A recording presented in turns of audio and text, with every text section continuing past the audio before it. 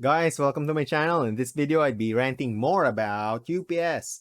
As you guys may know, I take some, I get my ideas from reading posts in Facebook, some other forums, stuff like that. And again, I came across this thread talking about or people advising a beginner to buy himself a UPS, which isn't really necessary.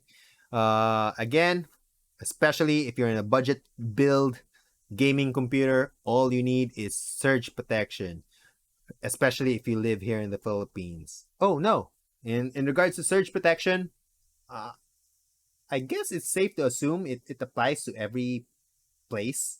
Anyway, but what's important here in the Philippines is automatic voltage regulation that comes with a surge protection, something like that. But if you're really set in buying yourself a UPS for your budget gaming rig, I don't know what else it's good for other than bragging rights. That's all there is to it. Hey, I have a UPS. Something to brag about, right? So that's basically it. But if your computer's on a RAID setup, entirely different story. Hope you guys understand. And okay, in this video, it's more about choosing the correct UPS. There's a lot of UPS. If you buy yourself a TV, a very good one, giving that a giving a UPS for that TV is not really useful, but it'll be a simulated sine waveform. It's pretty good for those kind of appliance. Now, for a computer, a lot of research needs to be done. It's not as simple as determining how many load your computer consumes. It's not as simple as that. Like for example, my computer consumes about 600 watts. It's not as simple as I'd be buying myself a 700 watt rating UPS. No. The power output of that UPS needs to reach a certain amount of efficiency. Why? Here comes the explanation. Most power supply units being sold today for our computers comes with an active PFC, power factor correction, meaning uh, your motherboard, all the components inside your computer needs to have reliable power, right? And our world right now is pointing towards green, you know, being more friendly, friendly. Now, having an efficient power supply unit provides that. No, now to be able to provide that, it needs to come with an active PFC, something like that. So the power it receives, as much as possible, it'll provide that output as well, meaning it'll have a very high efficiency. All right. Now, your power supply unit, since it has a very good efficiency, it's expecting a certain amount of power input. Now, if you buy yourself the wrong UPS, you're not really giving your computer any help. It's not really giving your computer any benefit at all. Meaning, I'd be sharing this link in the description field below. Be sure to click on this link. Oh, obviously, you know what? This is actually my second take because on my first take, I wasn't able to remove my face from the screen. All right. Ah, wrong button. Ah, wrong button. There you go. Let me minimize this. Be sure to click this link from the description field in the description field below. It's a very good read. Difference between pure sine wave and simulated sine wave. Long story short, it's the quality of the wave being given to your computer. All right. Now, there's actually three that's common that you can find in the market right now. The very least is simulated sine wave. The next one is the stepped approximation to a sine wave. And the last one is, or the best one is, pure sine wave. In regards to topology, you could stick to line interactive. No problem there. It's the wave output that really matters in regards to our power supply unit or in regards to our computer's power supply unit. Okay, what's the big deal? Simulated sine wave isn't really giving a very good quality in regards to power output when transitioning from AC mode to battery mode. Meaning, on a regular day, your UPS is getting its power from its AC source. But due to power failure, fluctuations, or whatever, it'll switch to battery mode. Now, there are two things to consider during this transition. First one is its hold time. Next one is its quality output, the battery's quality output. The hold time, most UPS are standard. Most offers 10 milliseconds. Our board, our components, even the power supply units, capable until 16. So hold time, no problem. It's the power output quality that we're having problems with. The initial power output of a battery sourced UPS that's on a simulated sine wave isn't really that good, where our computer's power supply unit is detecting that as a harmful fluctuation and will terminate its connection. So you could get lucky. Actually, I was really fond of my previous UPS because my previous UPS is only simulated sine wave and it's able to support my computer. My computer, as you guys may know, is running a 3090 with a 5800X. It's able to support that. But as it turns out, it doesn't come with a brand or on its price. It's not because my UPS is expensive. And even though it's on simulated sine wave, it'd be able to support your computer. No, it's very similar to Silicon Lottery, where it's pretty much a gamble. If you know what I mean. So uh, all along, I thought simulated sine wave could really cut it as long as you buy from a reputable brand. No, it doesn't work like that. As I found out recently. Bottom line is simulated sine wave isn't good enough for you. When you need it the most, when you need your UPS the most, it will fail you. That's all I'm saying.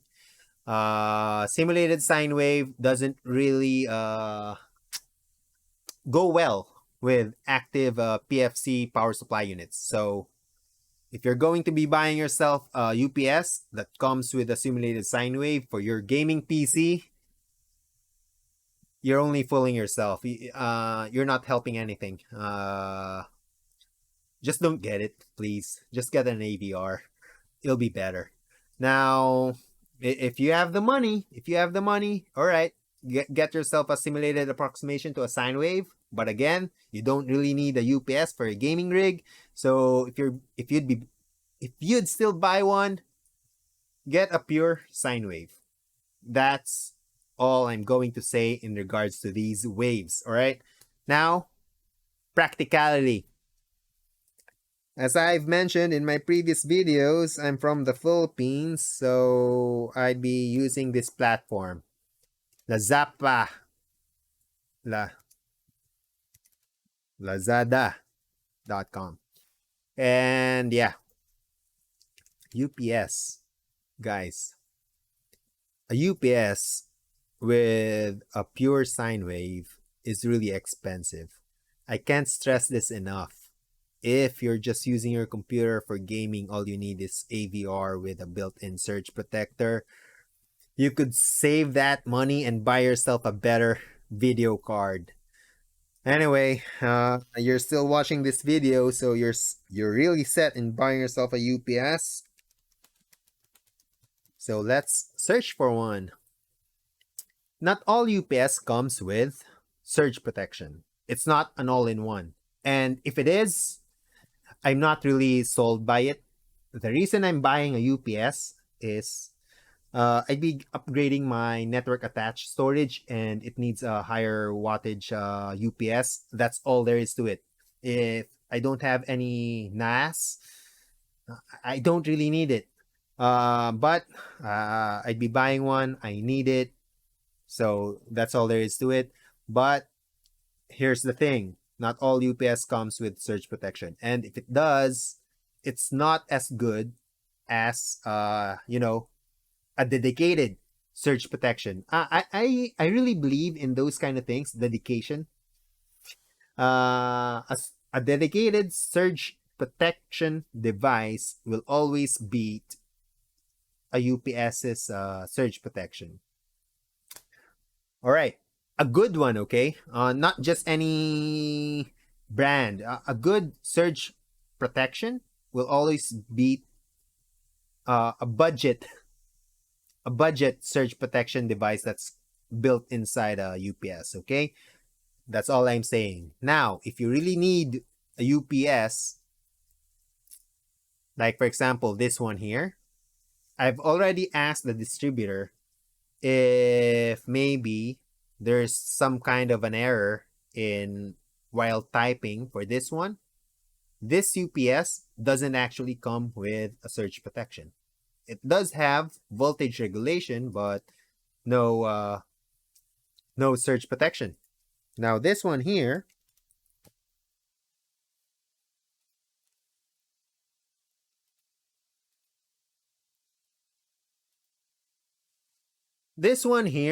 includes surge protection, but up until 200 joules only. So 200 joules is not that bad. A lightning strike from a distance would protect your computer. If you have this one installed, no problem. But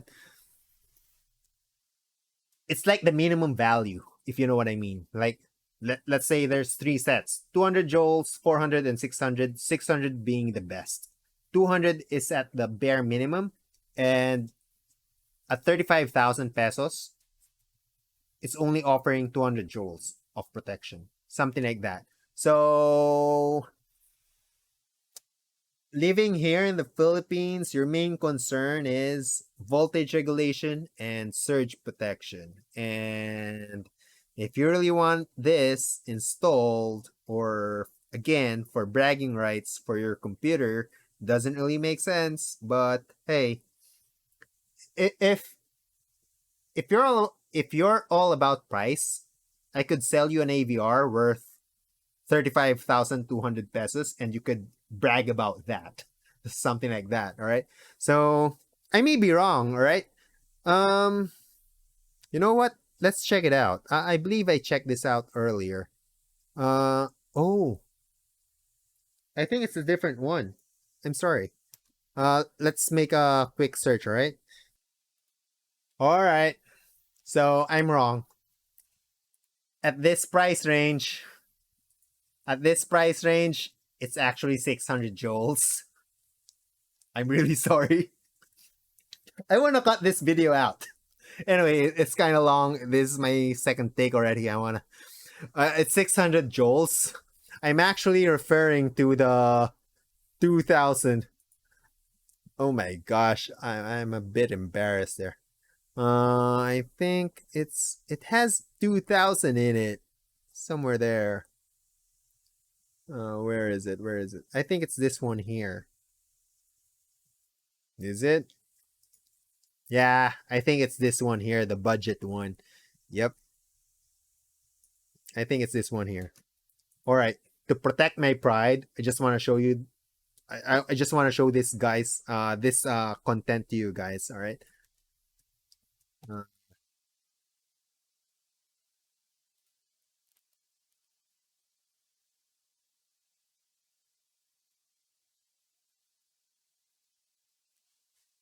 all right. So this one here, this particular model only comes with 273 joules. All right. Whews.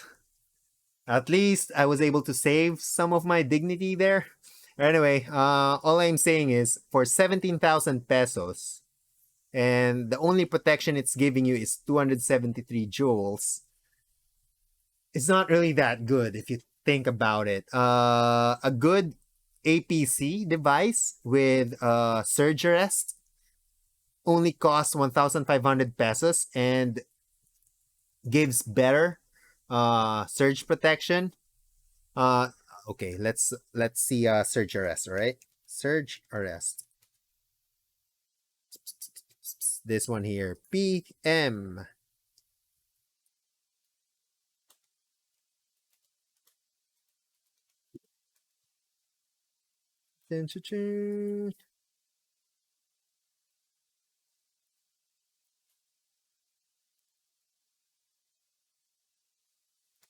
In regards to that one there and this one here, the other one cost 17,000 pesos.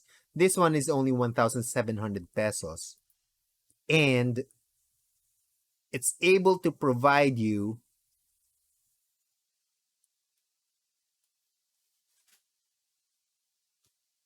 You be the judge of it. I won't even comment about this thing. Anyway, that's all I'm saying. Now imagine, just get yourself an AVR with a decent surge protection. You're all set, man. All right. Anyway, I really hope I'm able. Just a second. I really hope I was able to help someone out decide that buying a UPS is not really that necessary.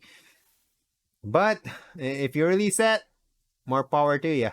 And as always, I hope you like this video and see you in the next one.